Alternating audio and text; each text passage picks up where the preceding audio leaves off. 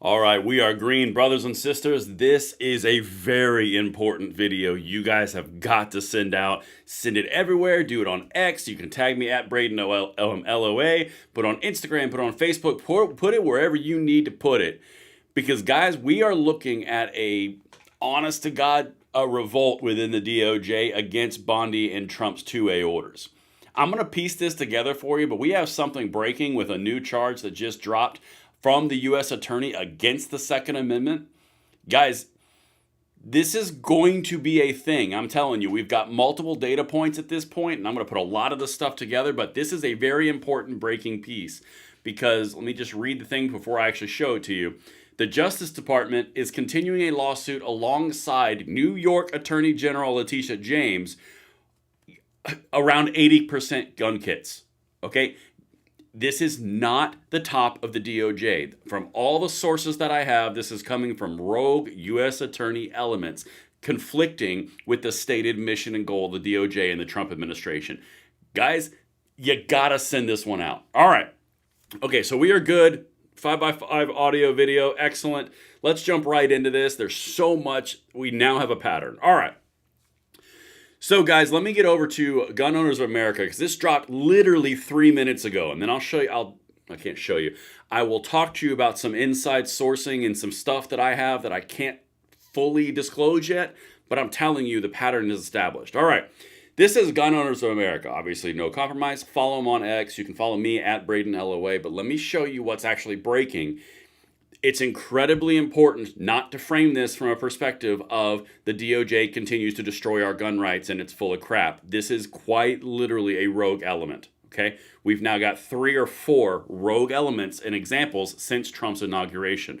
All right, let me show you what's happening, and then I'll give you that kind of the inside baseball as much as I can. All right, so this is the tweet. If you guys are just now getting in here, make sure you send this out.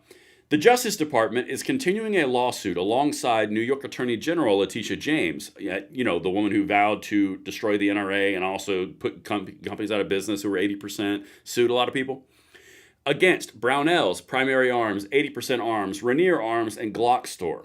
They are being persecuted for selling 80% kits in 2016 despite ATF approval by applying Vanderstock retroactively. All right. This is really important. The Vanderstock decision on the SCOTUS that we just got is now being retroactively applied to 2016, but it's not Bondi's name on the signature line. All right, let me show you the document, and then I'll kind of go into the stuff that I've been working on in the background. As you can see, this is an electronic filing for the U.S. Department of Justice. Dear Ms. Wolf, the government respectfully submits the supplemental letter. This is the DOJ. The brief in response to the court's October 3, 2024 order directing the parties to address the effect of the SCOTUS decision in the Vanderstock applies to at least some weapon parts kits and unfinished frames for receivers, and accordingly rejected a facial challenge to the rule promulgated by the Bureau of Alcohol, Tobacco, Firearms, such kits, blah, blah, blah. Okay. The part that can be used to produce a firearm, including, for example, standalone triggers, barrels, stocks, or magazines, but that does not imply the terms used do not include unfinished items that may be readily completed into functional firearms. We've talked about that ad nauseum. Right here, this is the payoff. In sum, Vanderstock conclusively agrees with the government's positioning in this case. The GCA embraces some weapon parts kits and unfinished frames or receivers. The decision confirms that the district court in this case was correct in holding that defendants' products are firearms under the Gun Control Act, and its denial of defendants' motion to dismiss should be affirmed. This is the payoff. Respectfully submitted, Matthew Podolsky, Matthew P., acting United States Attorney. Okay, this is extremely familiar because what we're dealing with at this moment is a pattern that's establishing with the suppressor case that got rescinded, with this case, with the individuals who are still being charged with things. All of these things are happening at the acting United States Attorney level. Guys, we've got some problems. You've got some resistance going on because this is not Pam Bondi's name on this order. This is not Donald Trump. This is the acting state's attorney. Again, United States Attorney. We have multiple instances of this occurring, and I'm going to lay them all out in another video coming.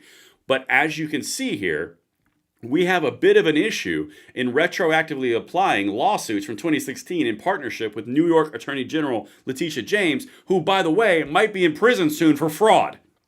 All right, so now let me show you some. Okay, let me just bear with me because I can't source any of this stuff going forward. I can't put anything in the description. This is just high-level sourcing that I've got I'll tell you what I can.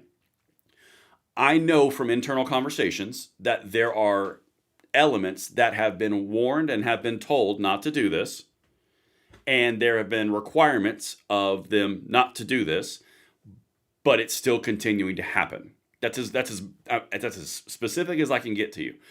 When we're having these conversations, these sources, we have to protect them, but I'm telling you from the inside sourcing that I have and from the outside sourcing that I have, from what I'm looking at right here, it's all checking out. Now, all of this could change, and all of the details could be not manipulated, but adjusting as we go forward. But what I'm telling you from the conversations that I'm having, this is all checking out. This is not Bondi doing something, going downward and failing. This is the United States attorneys who are making decisions, and then they're going, what the actual F did you just do? There's a very important distinction, okay? In this instance, you've got the 2016 retroactivity of the 80% gun kits. In other instances, you have suppressors. And there's one more I'm having the hardest time recalling it, but you've got multiple examples of this exact same thing happening. Now, I'm going to break all of this down, but if you guys are just now getting in here, we have a pattern of U.S. attorneys who are basically taking their own decisions, and they're bucking the Trump initiatives, and they're bucking the Bondi DOJ initiatives and the executive orders. It sure looks like that from internal sourcing and completely anonymous and special, confidential, and then on the outside. That's what we've got right this second. You guys spread this out. This is the stuff that we have to make everyone aware of. You can follow GOA. You can follow me at Braden LOA.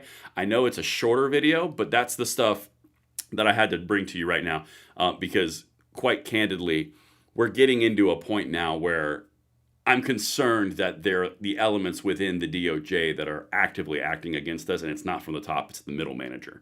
And you're seeing the same thing in other groups like the FBI. You're seeing the same thing with the IRS.